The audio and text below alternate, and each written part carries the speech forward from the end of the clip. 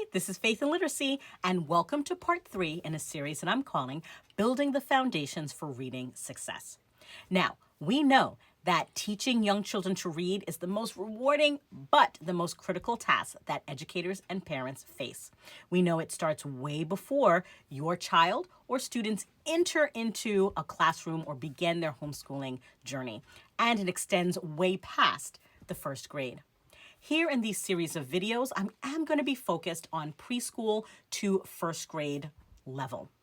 Now, if you are a parent, a homeschooling educator, a classroom teacher, or reading or literacy specialist, don't go anywhere. This video is for you. So stay tuned for part 3 when I focus on phonemic awareness. What is it, and what are some activities that you can do in your classroom or at home?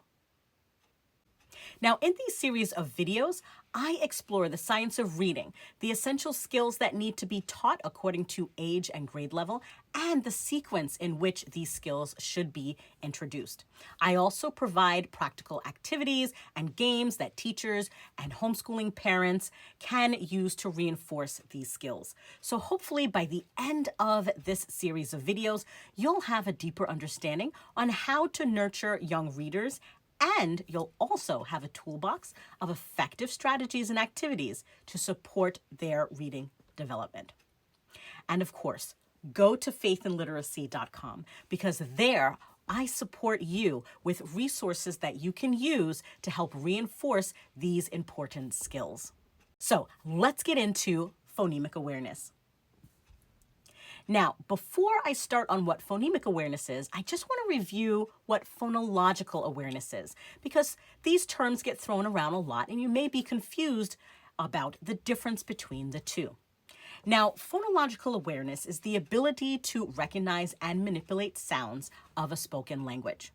It is a broad skill, and this includes recognizing words, syllables, and things like onset and rhyme. It is the precursor to phonemic awareness. So phonemic awareness is a subset of phonological awareness, and it is the ability to hear, identify, and manipulate individual phonemes in spoken words. Now, phonemes are the smallest units of sound. This skill is essential in learning how to read as well as how to spell, as it directly relates to a child's ability to decode words. So here are some phonological awareness activities, first for the pre-K student. How about some sound matching? Here you're going to use pictures or objects to match words that have the same initial sound. So for example, if I show the child a picture of a ball, they can look at the other picture cards available and hopefully match with a picture of a bat, because ball and bat both have the same initial B sound. Or how about the game of phoneme hopscotch? Let's get those kids outside, and this is a great activity to do with them. So you're going to create a hopscotch board on the sidewalk or in your driveway, and you're going to put inside each grid different sounds. And as children throw either a small pebble or a cube, and they hop to each of those squares, they are going to say the sound that is on each square. Another activity that you can do with these younger students is what I call a mystery bag. So here you're going to fill a bag with objects that start with different sounds. Have the child pull out an object. They have to say the name of the object and identify its initial sound.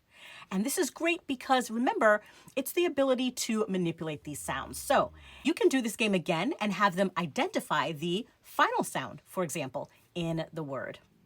Now, how about some activities and games for kindergarten through first grade students? One of the things that we use as educators is called sound boxes or Elkanen boxes. You're going to help your children or your students to segment or blend phonemes in words. What the children can do is to place a marker in each box as they say the sound. So if you give them the word cat, they are going to move a marker into each box as they segment that sound. K, at. Now, of course, Faith and Literacy has you covered, right? So go to faithandliteracy.com, where here you will find a light 3-letter phoneme practice resource or a more complete phoneme practice packet. This will help your child to segment and blend those phoneme sounds with the use of sound boxes. Now, another great activity that you can do is to help them practice phoneme manipulation. Here, you're practicing adding, deleting, or substituting sounds in words. So, for example, if I say the word top, and they repeat that. And then I say, add a s to the beginning of top. What word do I have now? And hopefully they will say stop. I can also give them the word snail. Say the word snail. Now, take that S away. What word do I have now? And they should say nail. And one more activity that I'll tell you about is sound sorting. You want to provide children with a set of pictures and ask them to sort them based on either the initial, medial, or final sounds. Now, of course, Faith and Literacy has Val Team posters, clip cards, as well as sorting activity resources. So go to faithandliteracy.com to look up all of these resources to help support your students and children. I hope this was helpful. Now, my next video, I'm going to be talking about phonics and connecting sounds to letters. So stay tuned. And don't forget, like, share, engage, and follow me for all things literacy. I'll catch you later.